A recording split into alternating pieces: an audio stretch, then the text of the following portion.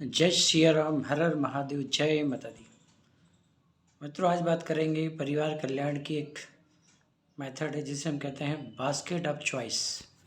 ये basket of choice क्यों है, क्या है? और जो कि नसबंदी कैंप शुरू होने वाले हैं, तो हमने सोचा क्यों ना कि एक वीडियो बना लिया जाए। बास्केट ऑफ चॉइस का मतलब होता है कि परिवार नियोजन की कई प्रकार की सामग्रियाँ होती हैं, वो एक बास्केट के अंदर रखी होती हैं। उसको एक बास्केट का नाम दिया गया है। मतलब है कि जिस आदमी को जिस चीज़ की ज़रूरत है वो उसका चुनाव कर सकता है।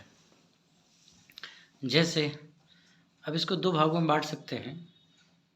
एक होता है परिवार नियोजन की स्थायी विधियाँ, दूसरी होती अस्थायी विधियाँ।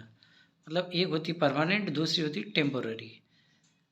टेम्पोररी कब यूज़ करते हैं? अस्थायी विधियों का प्रयोग किया जाता है। अस्थायी विधियों का प्रयोग तब किया जाता है जब आपका परिवार अभी पूरा नहीं हुआ है। मतलब आपको बच्चे की ज़रूरत है या दो बच्चे आपके नहीं हुए हैं, तो उस समय इन विधियों का प्रयोग किया जाता है।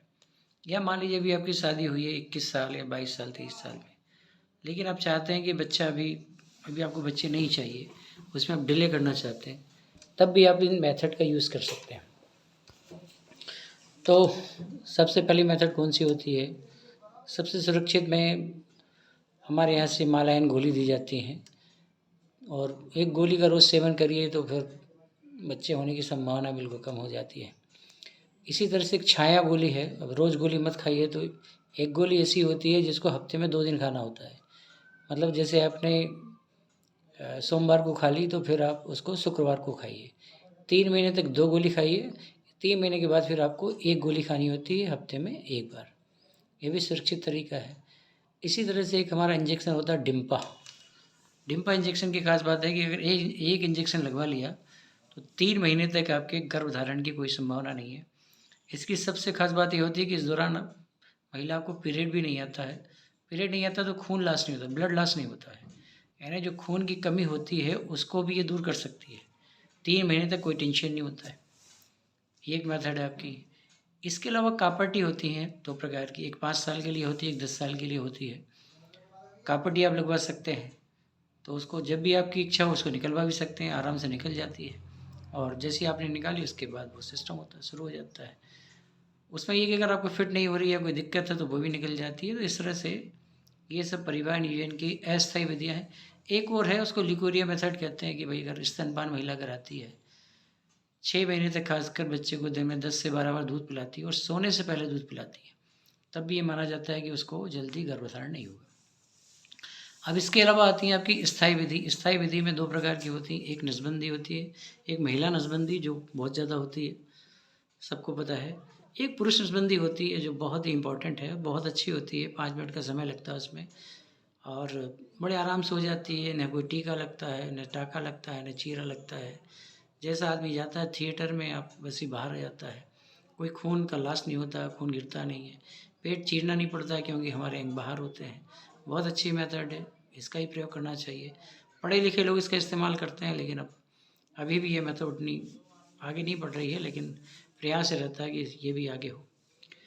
इसके अलावा देखिए, हमारी जो आशा है, एएनएम है, या जो फील्ड वर्कर हैं जो फील्ड में जाते हैं, तो कैसे इन विधियों के बारे में प्रचार करेंगे, लोगों से बात करेंगे। तो 2 प्रकार की मेथड होती है उसमें भी। एक टेक्निक होती है, उसे कहते हैं गैदर टेक्निक होती है, GATHER। ये सब जानते हैं, उसको छेना भी कहते हैं। जैसे सबसे पहले होता है कि अभिवादन करना, ग्रीट। दूसरा होता है आस्क, हालचाल पूछना। ठीक है। टी का मतलब टेल, बताना, क्यों आए हैं आप, क्या आपका मकसद है। GATH का मतलब हेल्प करना, अगर उसने कुछ डिसीजन ले लिया तो उसका हेल्प कीजिए। ई का मतलब होता है आपको एक्सप्लेन करना है, उसकी व्याख्या करनी है कि भाई क्या है, उसके बारे में बताना है। GATHER का मतलब रिटर्न।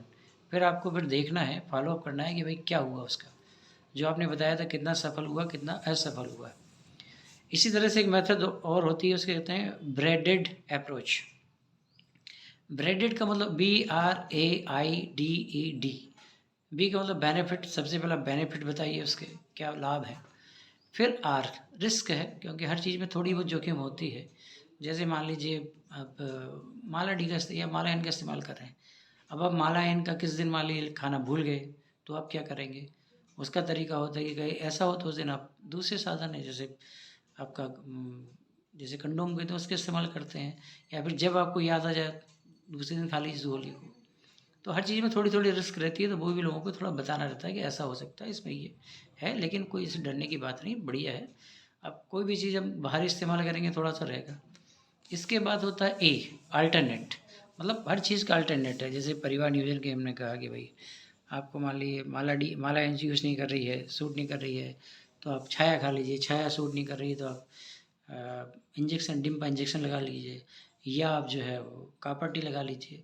सारी मेथड है, इसीलिए कहते हैं बास्केट ऑफ चॉइस। जो आपको उचित लगे वो आप ले लीजिए।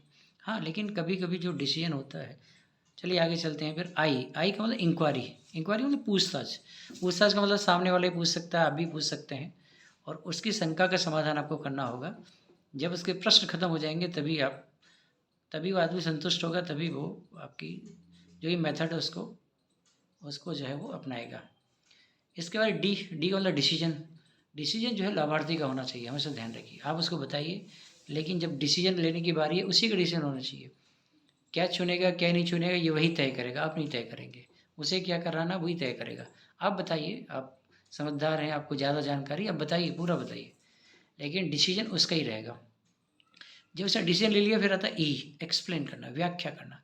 अब उसने कापाटी अगर चुन ली है तो कापाटी बताइए कि सर कापाटी हमारी स्टाफ नर्स लगाती है, एएनएम लगाती है, तब कब लग सकती है, माहवारी के कौन से दिन से लगेगी, या अगर कोई उसका प्रसव हुआ तो प्रसव के बाद कब लगेगी, पीपी आईयूसीडी क्या होती है, आईयूसीडी क्या होती है, ये पूरा उसको बताइए। ठीक है, एक्सप्लेन। फिर डी को डॉक्यूमेंटेशन। डॉक्यूमेंट बड़ा इंपॉर्टेंट होता है कि भाई जो आपने किया है, आपने कर तो लिया है, लेकिन अब उसका रिकॉर्ड भी तो रखना पड़ेगा। उसका रिकॉर्ड रखिए। तो ये होता है ब्रेडेड अप्रोच। और एनक्वास में बहुत पूछी जाती है, तो हमारे जो एएनएम हैं और आशा हैं, उनसे हम अपेक्षा करते हैं कि वो ब्रेडेड को अच्छे से समझ लेंगे। और इस वीडियो को देखने के बाद कभी किसी को दिक्कत नहीं होनी चाहिए कि कहीं कोई आपसे पूछे और आप बताया नहीं। तो प्लीज़ इसका ध्यान रखिए, बढ़िया से करिए, और पुरुष नसबंदी को बढ़ावा दीजिए, क्योंकि पुरुष नसबंदी पखवाड़ा भी शुरू होगा 21 नवंबर से।